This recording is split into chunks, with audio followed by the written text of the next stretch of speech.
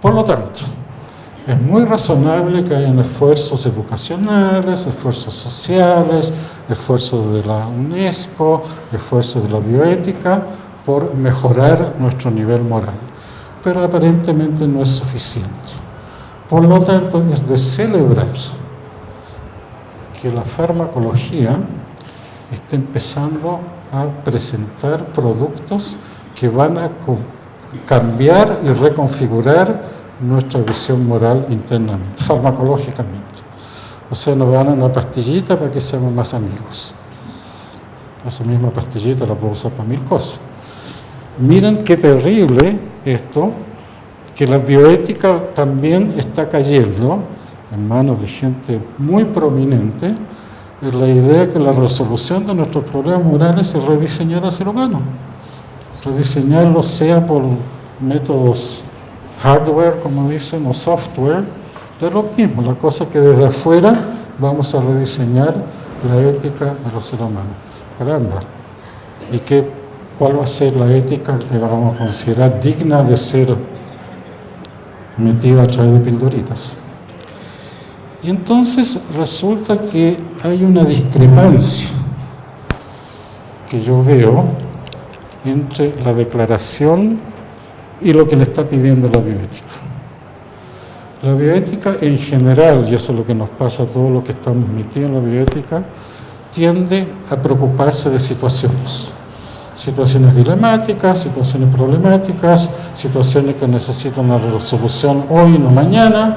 Estamos enfrentados a situaciones que requieren nuestra asesoría y nuestra ayuda. En cambio, no somos tan competentes en procesos, en cosas que se desarrollan a través del tiempo, en cambios sociales, en cambios políticos generales. Ahí la bioética no es ni muy competente ni muy efectiva. Y resulta que el llamado de la declaración es a procesos, no a sucesos. Entonces está pidiendo un instrumento que está en gran medida diseñado para otras cosas. En segundo punto, la bioética, si bien reconoce, y lo hace abiertamente, que todos los temas que la preocupan tienen un trasfondo socioeconómico fundamental. Eso ya lo sabemos. Y es un poco cansador cuando la gente empieza, mire, es que esto es un problema, esta desigualdad en salud es un problema socioeconómico muy grande. Sí, pero ¿qué pasa si los problemas socioeconómicos no los podemos cambiar? Y el hecho de volver a repetirlo, cuando ya lo repiten desde diferentes disciplinas, no es mucho lo que aporta. Y generalmente cuando nos piden que participemos en la resolución de un problema, es porque hay factores proximales, inmediatamente allí. No vamos a ir a decirle, mire, actúe así o así, porque las condiciones socioeconómicas, no. ¿Cuál es la solución en este momento para este problema? ¿Qué es lo que están diciendo los comités en este momento? No en la teoría. Entonces, nuestra tarea generalmente se aboca a resolver temas que tienen una causalidad proximal e inmediata, y si bien la salud pública nos enseña múltiples veces que lo distal es más importante que lo proximal o que tiene que ser abordado, resulta que en la práctica tenemos que decir si se vacuna o no se vacuna, si se da paso a esta promoción en salud, sí, pero es que resulta que la promoción depende mucho de las condiciones socioeconómicas del país. Sí, pero me están pidiendo en este momento si el programa de promoción va o no va, es éticamente sano o no. Hay que cambiar los estilos de vida. Sí, señor, pero en este momento tenemos un problema claro de obesidad o de vacunas que no se cumplen o de la petitorio que la vacuna no sea más obligatoria. Es un problema proximal ahora. Y finalmente, y esa es la tarea, la bioética no es reguladora. Reflexiona, aporta, amplía horizonte, tiene un fundamento filosófico justamente porque se supone que la mirada filosófica abre puertas que no son vistas por la gente que está en la práctica, pero la bioética no regula. La mayor regulación que hemos logrado son los comités en investigación donde sí se puede determinar que una cosa va o no va. Pero si ustedes toman los comités asistenciales, por ejemplo, no hay nada obligatorio ahí. Ni siquiera acudir a ellos es obligatorio. Ni siquiera en muchos países tener comités asistenciales. O sea que la bioética no tiene palabra de regulación ni posibilidad, pero sí tiene la obligación de reflexionar. Y aquí hay evidentemente un pecado mayor que también se ha discutido mucho, que la bioética de tanto reflexionar se solaza con los temas académicos. Ustedes leen ahora las revistas de bioética, están llenas de grandes problemas, teorías, presentaciones, excepciones. No estamos dedicados a la reflexión de lo que inmediatamente y a corto plazo y en los diversos contextos tiene que realizarse. Y entonces llegamos aquí a la situación, una de las situaciones fundamentales que creo, que los derechos humanos, como vimos, no se practican en forma universal, sino que en forma política y contextual. Esa es la realidad y eso es lo que Arras y Fenton también dice que debe ser así. Y si la política no es universal, sino que tiene que ser plural y agonista, por lo que iniciamos la conversación, en convivencia, no en antagonismo, de nosotros y ellos, de los buenos y los malos, y no usemos entonces esa discriminación, la bioética difícilmente puede ser global. Esta historia de la globalización de la bioética, dado que las realidades no son esas, tenemos una sola realidad global, que es la globalización. Y lo que tenemos nosotros aquí son los efectos negativos de la globalización, porque ya es un hecho suficientemente demostrado desde Beck, Giddens, Bauman, que la globalización se hace a costa de los más débiles. ¿Cómo? Debilitándolos más. ¿Por qué los estados tienen menos fuerza que antes? Porque se le está quitando ciertas tareas pasándolas al mercado, que está dominado por factores globales. Entonces esa es una realidad que no podemos seguir sentados haciendo más. Lo que pasa es que hay que pensar globalmente. No, hay que pensar localmente, y en ese sentido la declaración no nos ayuda mucho, porque busca la globalización, la universalización para un instrumento que no puede funcionar así. La bioética tiene que ser plural, no puede tener una sola postura, no puede ser dogmática, tiene que ser contextual, dirigida al lugar donde es necesario que ella actúe, tiene que pensar, que significa darle posibilidades a diversos actores a plantearse, y generar un clima de agonismo y no de antagonismo. Si ustedes miran las leyes, las regulaciones y lo que hemos tenido en los últimos años, no sé específicamente Argentina, pero lo puedo decir con claridad de Chile y de otros países latinoamericanos, han sido antagonismos que han sido ganados por una fuerza sobre otra. No estamos buscando acuerdos, sino que estamos buscando darle fuerza a una postura que ya la tiene y gana. Y eso me remite a su observación sobre Brasil. El tema de Brasil es muy complicado. Brasil fue el país que lejos fue el primero en reglamentar y hacer ley las condiciones para una forma regulada, éticamente correcta, de generar toda la ética de la investigación a través de una estructura central y de la delegación a los comités, determinar qué podía ser a nivel local, qué tenía que ser a nivel general, porque eran temas sensibles, etc. Y hace 2 años, más, porque son 2 años que se realizó, hubo un movimiento para modificar la estrictez de esa regulación, que había mucho escape, pero había una legislación y una reglamentación muy estricta, muy correcta y muy bien fundamentada. Y entonces hubo un movimiento, adivinen de dónde nació, la industria farmacéutica, movilizó a la política para liberalizar toda esta estructura. Y si ustedes no me creen, lean 3 o 4 artículos, por lo menos lo que vi en ese momento, de bioeticistas latinoamericanos, brasileños específicamente, que se lamentaban de este retroceso de la bioética formal de Brasil en materia de investigación. Y que todavía en ese momento, y circuló de hecho, no sé si llegó por acá, un petitorio internacional, apoye usted el bloqueo de esta ley. Que yo no lo firmé porque yo no tengo ningún derecho a meterme en asuntos brasileños, pero les muestra la desesperación de los que estaban conformes con una reglamentación estricta frente a este embate que terminó en una ley que liberaliza bastante la seriedad de lo que había antes y le es favorable a los intereses de la industria. O sea, el ejemplo de país es más bien penoso en el sentido de lo que le pasó habiendo partido como un pionero indudable en estas materias.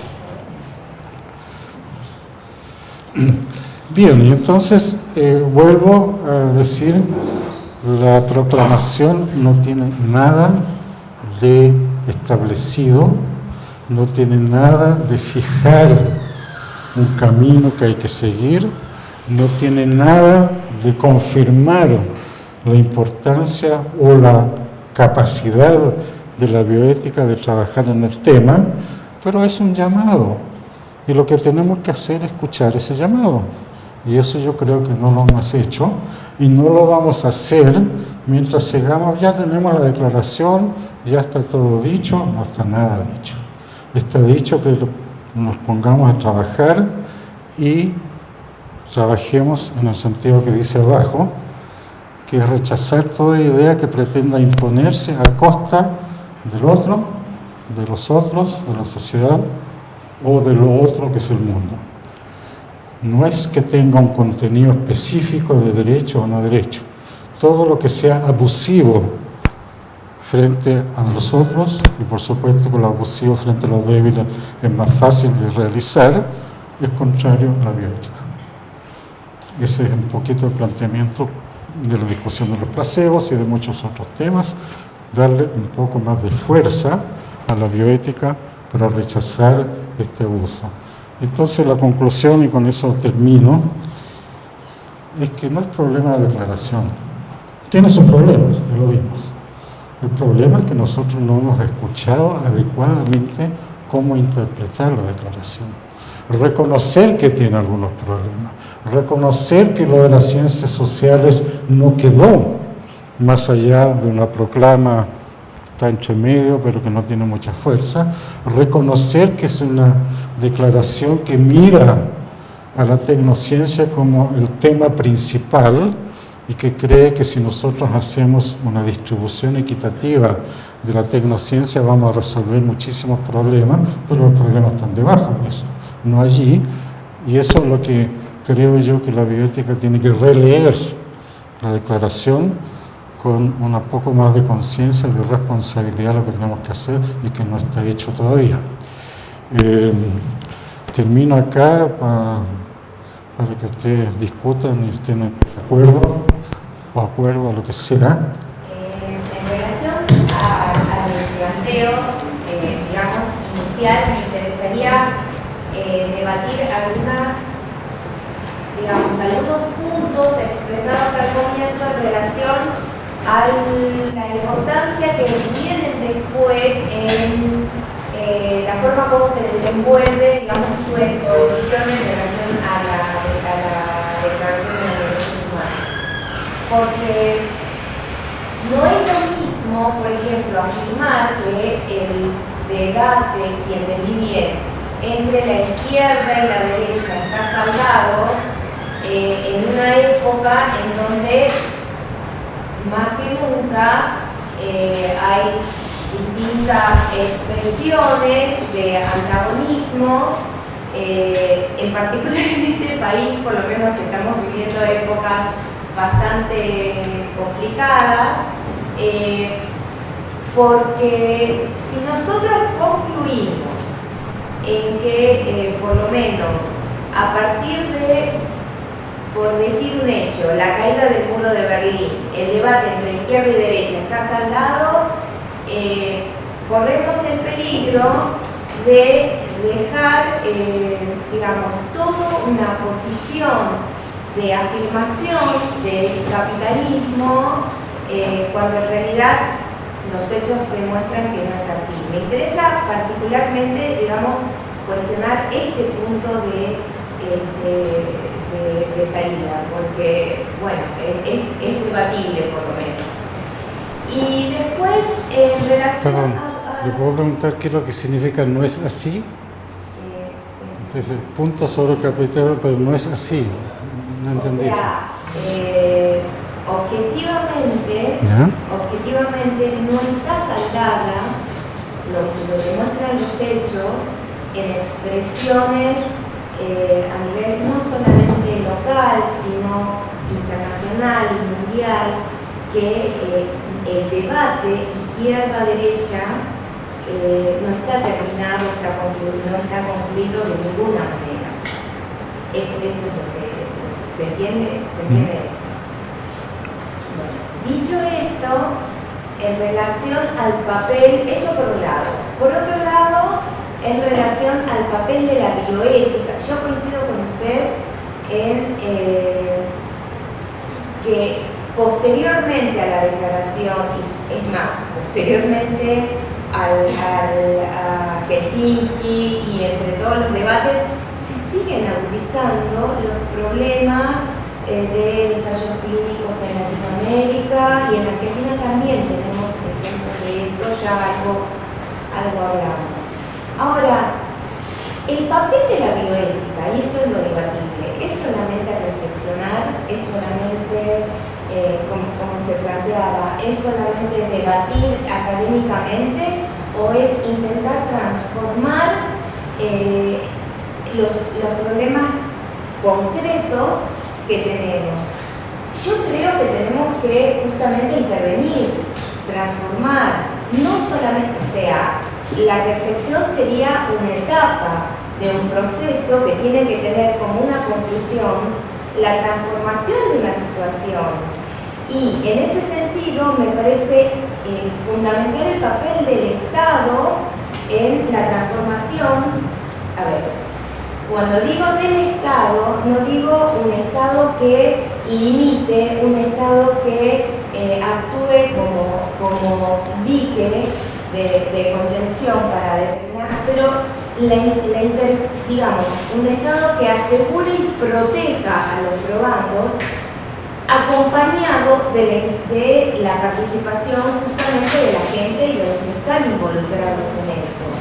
O sea, es muy distinto plantear y con esto termino porque se hizo muy largo, plantear una bioética reflexiva a una bioética que participe, que yo creo que ese fue el espíritu que acompañó inicialmente a quienes formularon justamente la Declaración de los Derechos Humanos. Bueno, en ese sentido, digamos que estaríamos en discrepancia con respecto al papel de la bioética. A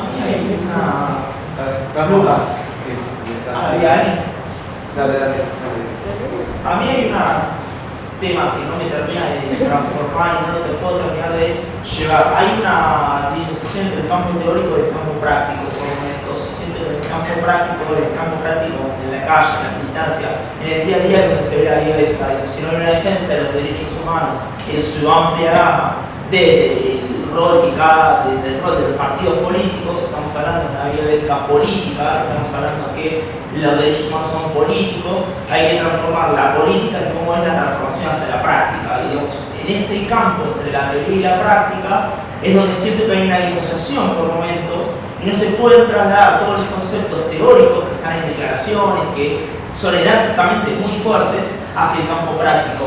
Y esa disociación es la que desde el campo teórico no la termino como de ver cómo la quieren llevar a la práctica o cuáles son los modelos de llevar a la práctica, ¿no? Porque si las prácticas políticas, las analizamos del mismo modo, siguen siendo las mismas, la bioética al fin y al cabo va a terminar cayendo en los mismos accidentes, podríamos llamarlo, que estamos diciendo, creo que hace 5, venimos escuchando varias charlas, así que se vienen analizando.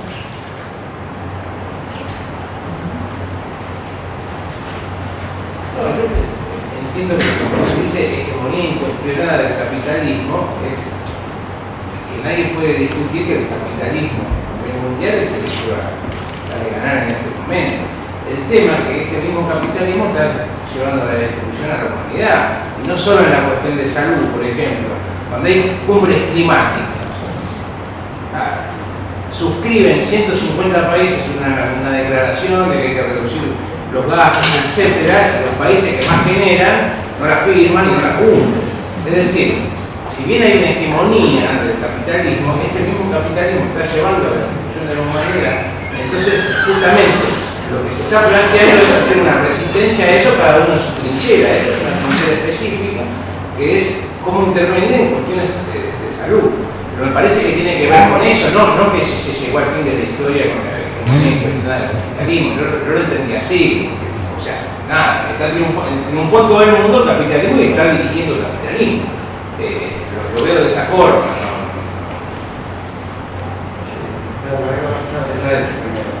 Solo una cosa muy breve, un poco por lo que dice el compañero.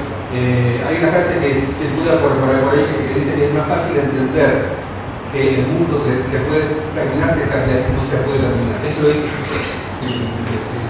Digo, estamos más diciendo, bueno, el capitalismo será eterno, el mundo tal vez no. Digamos, yo creo que entonces la hegemonía no es que va, no sé lo que va a pasar, si prefiero que no sé lo que va a pasar, pero creo que la hegemonía no está en que no hay debate, sino que por ahora el debate está impuesto por una dominación hegemónica brutal y que todavía no lo estoy haciendo. Es que estoy tratando de decir lo contrario. No, o sea. Bueno. Bueno, yo soy docente de este curso. Bien mal. ¿El micrófono?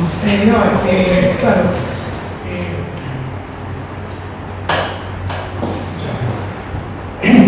Me ha parecido muy bueno los cortes que hace Miguel, porque te obliga a decir si estás de un lado del corte, si estás del otro lado, o si aceptás que se corte y decís no existe. Por eso se genera tanta discusión acerca de uno. No más placebo, porque es cortante. Y obliga a toda la discusión. Entonces aquí Miguel nos hace lo mismo, o sea, nos reduce, o lo que yo he escuchado de las críticas, nos reduce el alcance de la bioética y la enmarca de una manera que ha suscitado todas estas críticas. Entonces, me pregunto si entonces la idea de Miguel para poder centrar la ética de esa manera, el campo que queda fuera de la discusión, que sería el desarrollo de la globalización, pertenece a otro campo de la investigación de la vida, que sería la biopolítica. Entonces uno diría, bueno, estamos hablando de bioética, no invadamos la discusión derecha-izquierda, el desarrollo, la globalización, sujetémonos a las intervenciones sobre la vida y la naturaleza, que eso es lo que me parece que está en cuestión, y entonces eso sería la bioética. En toda la disciplina me parece a mí que se da un desarrollo unidisciplinar, un desarrollo multidisciplinar, una aplicación de disciplinas, un desarrollo interdisciplinar, un desarrollo transdisciplinar y generalmente un desarrollo metadisciplinar. O sea que digamos que el corsé de la disciplina es un corsé de la universidad. En ese sentido, la medicina se ocupa del laboratorio y dice algo de la glucemia, pero también dice algo del diabético y también dice algo de la alimentación mundial. Entonces, todas las disciplinas tienen como la ambición, la tentación y tal vez la obligación de poder entender supra y infraniveles a su cometido normal habitual para poder integrar su conocimiento disciplinar y no quedar, como la palabra disciplina dice, que es un disco. Disciplina es un disco con un borde nítido y un centro único. En ese sentido, mi pregunta entonces sería, si nosotros vivimos en un mundo que está ganado por las tres interacciones humanas más importantes que son a nivel comercial, que son el petróleo, las armas y la deformación de las drogas por el narcotráfico. ¿No tenemos que dar una discusión menos restrictiva y ambicionar que entre la biopolítica y la bioética se roben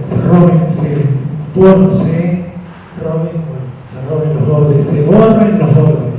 Yo quería agregar algo que me ha pasado cuando tuve que evaluar algunos ensayos clínicos. Se dio una discusión en algunos hospitales de que como eran ensayos clínicos que buscaban plata al hospital, decían, bueno, vamos a hacerlo, vamos a tratar de aprobar estos ensayos. Y yo me acuerdo que en algún momento lo que planteaba, ¿por qué no discutimos por qué nosotros necesitamos esta plata? Que nadie la provee. Acá hay un corrimiento del Estado que dejó una parte de la salud pública. Esa discusión es, tenemos que hablar del documento Invertir en Salud de la década del 90, que no se cambió nada de eso. Entonces, esos hospitales que no reciben fondos necesitan ensayos clínicos y la discusión pasaba por qué. ¿Y qué hacemos? ¿Va a ser un hospital de ensayos clínicos? ¿No va a ser un hospital de ensayos clínicos? Y la discusión que se tenía que hacer para mí, ¿por qué no nos dan plata? ¿Por qué el hospital no tiene recursos? Que sigue pasando ahora. Entonces, y cuando esto en algún momento se planteó en algún ministerio, por poco que vos estás loco, cuando te decían en el 90, en la década del 90, a partir de la hegemonía de este documento Invertir en Salud, todos los hospitales que ustedes conocen, que hoy en día los más chicos, no lo que peinamos en la cama, pertenecían al Ministerio de Salud Nacional. ¿Qué es lo primero que hace la política liberal? Los descentraliza, o sea, provinciales, municipales, le quitó las herramientas para ejercer política de salud. Entonces, vamos a lo mismo. Yo no digo que mágicamente con un comité de ética nacional, no. Es el pensar por qué estamos así y qué podemos ofrecer. Quizás uno lo que podría decir desde un punto de vista asistencial es pensar por qué no dejan, por qué es la causa de esto, por qué necesitamos un ensayo, y así podemos ver tantas cosas. Porque hay servicios que dejan plata y esos son los que hay que tercerizar, porque entonces ya no es universal la salud. Entonces, y los que no dejan plata son los que se hacen cargo del Estado. Entonces, empieza a cambiar como todo esto. Con respecto a esto de lo hegemónico, no hegemónico, el que se haya caído la Unión Soviética rompió la hegemonía de un mundo que era maniqueo, blanco-negro.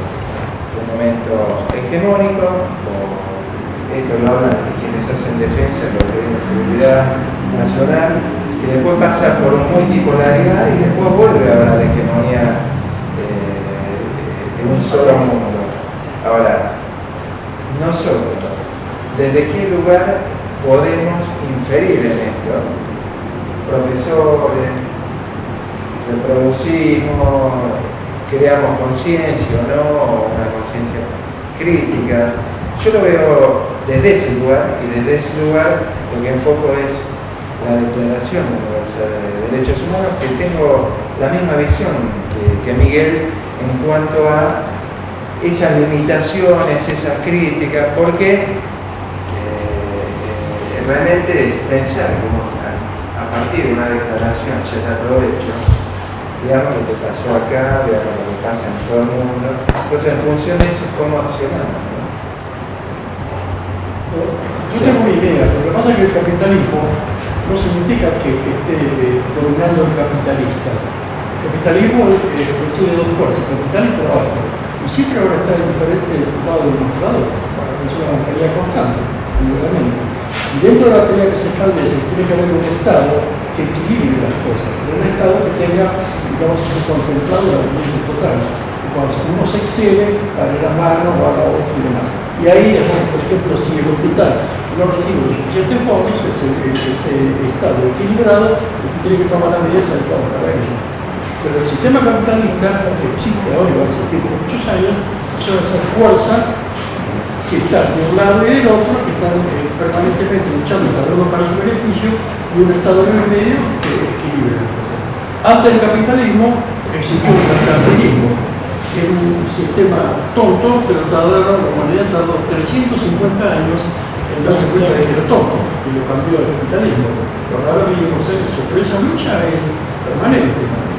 Y los debates sobre, por ejemplo, bioética y derechos humanos son muy positivos, porque lo que se está haciendo es una difusión de ideas, pero para que ayude a la gente a pensar y escribir esas cosas. No va a evitar la lucha, pero va a crear un contexto más comprensivo, más equilibrado.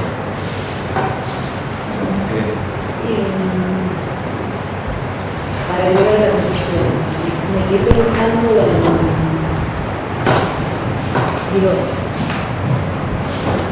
me quedé pensando en la cantidad de cosas que estamos hablando en el tiempo, ¿no? Y cómo por ahí, en la fe, estamos también mirando las cosas en una lógica antagónica todo el tiempo. ¿Por qué digo esto? Yo tomé algunas notas y digo, me parece plantear una dialéctica de reflexión versus una dialéctica de intervención. Yo pregunto, si no se reflexionó antes, ¿cómo, con qué direcciones intervienen? Aparece el Estado como el adecuado, necesario garante de la observancia de los derechos, me parece absolutamente así. Indudablemente así, pero me parece que todos los que estamos acá y que trabajamos de alguna manera vinculados con temas de bioética, más la gente que trabaja en comités de bioética de investigación, de ética de investigación, tiene allí un espacio necesario de intervención para garantizar la observancia de esos derechos que parecen remotamente enunciados en la declaración, ¿no? Lo que quiero creer con esto es que me parece que a veces, tal vez, por mi prejuicio de científica social, en el ámbito de la ciencia de la vida, los marcos normativos aparecieran casi como generados espontáneamente, desprendidos de las sociedades en las que surgen. Y me parece que este planteo de poner la declaración en contexto internacional, cuya caracterización podemos estar más o menos de acuerdo, nos obliga también a traer todas las mediaciones que llevan de esa declaración hasta cada una de las personas que ponen su cuerpo para que les hagan estudios para medir la eficacia en esa manera. Y mi sensación es que muchas veces esas mediaciones no están. Hubo una discusión muy operativizada en el plano de esta intervención es ética o no es ética, es aceptable que le saquen sangre 8 veces en el día a esta señora de 65 años para evaluar un fármaco contra la osteoporosis, o la discusión muy abstracta acerca de los derechos, o la discusión puramente contextualizada. Y me gustaría un comentario sobre esto, ¿no? ¿Cómo podemos pensar en hilvanar estos distintos dominios donde supongo que debería verse, reaccionar de la bioética? Bueno, cumplió su objetivo, hay muchas opiniones, no hay acuerdo, que me parece muy bien. Solo un par de comentarios. Esto de que la hegemonía del capitalismo sea el fin de la historia es un cuento. Es un cuento de, ¿cómo se llama este pensador? Fukuyama, que en el fondo trata de negar de que el capitalismo, como todos los sistemas, no solamente tiene defectos, sino que lleva en sí su propia destrucción y su reemplazo por otro. Eso es evidente. Que el capitalismo nos ha llevado a la destrucción de muchas cosas, también es evidente. Que no nos gusta que haya esta hegemonía de la cual no somos parte, sino que víctimas, también es evidente. De manera que en ese punto estamos de acuerdo. Lo que me produce cierta dificultad es que ustedes mismos en cierta manera se contradicen cuando por una parte piden que sea más práctica la bioética y por otra parte piden que reflexione más a fondo y más generalmente. La bioética no tiene una diferencia entre práctica y teoría. En comité de ética, ¿qué hacemos? Una labor práctica. ¿Qué estamos haciendo aquí? Estamos reflexionando, pero con objetivo práctico de airear nuestros pensamientos, de incorporar ideas nuevas. Eso es algo práctico, ¿no? Y cuando nos piden asesoría y logramos presentarla en el legislativo, en el ejecutivo, es una cosa práctica. Que tenga eficacia o no es otro cuento. Pero no hay ninguna duda de que desde la bioética aspiramos a resolver problemas, pero que esa resolución tenga la suficiente reflexión para poder enfrentar la resistencia. Ese es el problema. Y ahí está la hegemonía, que la resistencia es muy fuerte y nosotros tenemos que reflexionar cómo podemos operar en forma más eficaz. Y eso requiere pensar mejor las cosas. Esta distinción entre bioética intervencionista de Brasil, de Volney Garrafa, y bioética académica o reflexiva, a mí no me parece. La bioética no es un instrumento político.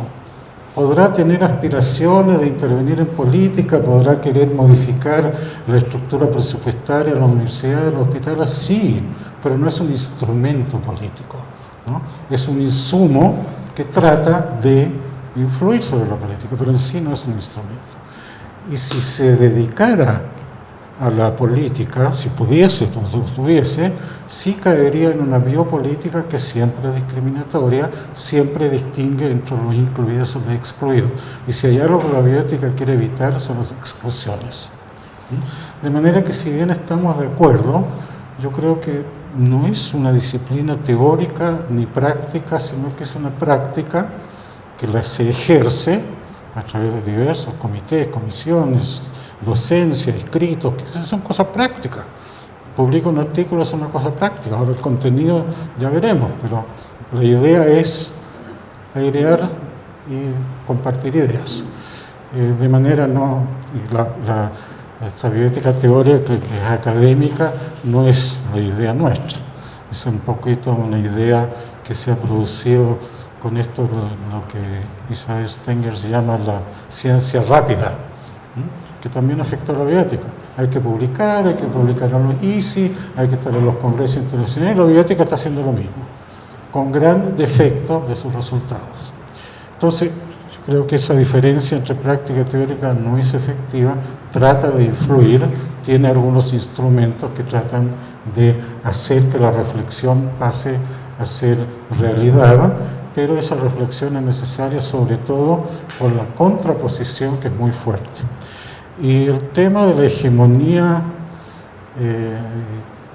izquierda y derecha, el hecho es que lo que se llamaba antes socialismo está con muy poca fuerza. No se trata de tener la razón, no tener la razón, de ser lo que nos simpatiza, que evidentemente es así. La cosa es que no tiene fuerza. La demostración no es solamente lo que está pasando en las elecciones de diversos países que se están corriendo hacia la derecha o hacia un populismo de derecha, sino también, acuérdense ustedes, de la tercera vía, que fue el intento que hizo Tony Blair y otros países, apoyado por sociólogos de la importancia como Giddens y Beck, de decir no, izquierda extrema, derecha extrema no, hay una tercera vía. Y esa tercera vía fracasó lamentablemente. No solamente no tuvo fuerza de prosperar, sino que tampoco logró resolver los temas que habían y los problemas que habían. De manera que, nos guste o no nos guste, en este momento no hay un diálogo en que podamos decir la izquierda y la derecha dialogan. Hay una derecha hegemónica que deja hablar a los otros, pero no los deja influir. En ese sentido, no es una celebración, es una queja. Yo lo lamento enormemente y Chantal también lo lamenta enormemente de que sea así, pero tenemos que reconocer que es. Y cuando estamos hablando de investigación y de protocolos que pasan a llevar los intereses y los derechos de los pacientes, ¿de qué estamos hablando? De un modo hegemónico de hacer lo que a nosotros nos parece pésimo y que a nosotros nos cuesta mucho poner una resistencia efectiva, y creo que la reflexión es el único camino de ir armando una reflexión que sea un poquito más incisiva y más realista. Y no veo, realmente insisto que no veo dónde están los instrumentos políticos que sean propios de la bioética, no los hay. Lo que sí trata de influir en el instrumento, pero ella misma no es un instrumento de esa naturaleza. Y eso se demuestra, no se demuestra, pero se muestra por la gran discrepancia que hay entre las fuentes filosóficas de la bioética, que son indudables y que lamentablemente a veces gana la mayoría de las posiciones, y la vertiente práctica, sea en biomedicina, sea en ecología, sea en cualquiera de estos temas, donde la bioética sí quiere opinar y sí reflexiona y sí tiene una opinión, pero entre nosotros no nos ponemos mucho de acuerdo, y eso fue dicho por, creo que fue Albert Johnson, que integró una de las primeras comisiones de asesoría bioética de la presidencia de los Estados Unidos, y dijo: esta comisión, que siempre son comisiones ad hoc para un tema específico, él salió, cuando terminó su permanencia en la comisión, se disolvió la comisión, dijo: no avanzamos mucho, porque estábamos los filósofos que queríamos volver a reflexionar, y los prácticos dijeron: ya, pues salgan con alguna solución, ¿no? Y ese desacuerdo lamentablemente persiste, y si hay una cosa que traté de hacer aquí es, desde una reflexión, tratar de sí influir en cosas prácticas. Sí uso placebo, no uso placebo, sí participación, no participación en la ética de la clínica y en la ética de la investigación. Eso, no sé si podemos seguir discutiendo. Ahora, para otra vez, si tenemos oportunidad, sí eche de menos la tercera charla, porque fundamenta bastante, no sé si bien, pero con bastante cohesión, lo que significa el valor social de la investigación. Porque esto tiene mucho que ver con lo que estamos hablando. No solamente investigar éticamente, sino que investigar con un valor social que en este momento y muy tardíamente está tomando postura, y hay una variante muy importante que es el valor social local. No se trata de un valor social general, porque todos pueden decir: mire, yo estoy ayudando al progreso de la medicina, yo estoy ayudando al saber. No, ¿cuál es el valor local de aquellos lugares donde se investiga, con quienes se investiga, donde están los probandos? ¿Qué valor tiene para esa sociedad y para esa comunidad la investigación que viene de afuera y se va para afuera? Eso es un tema que apareció en uno de los últimos números de Bioethics también, o sea, está tomando relevancia, y nosotros creo que tenemos que también preocuparnos de esto. Bueno, muchas gracias por su participación. Y sobre todo por las críticas que me parecen muy atinadas y que avivan el debate.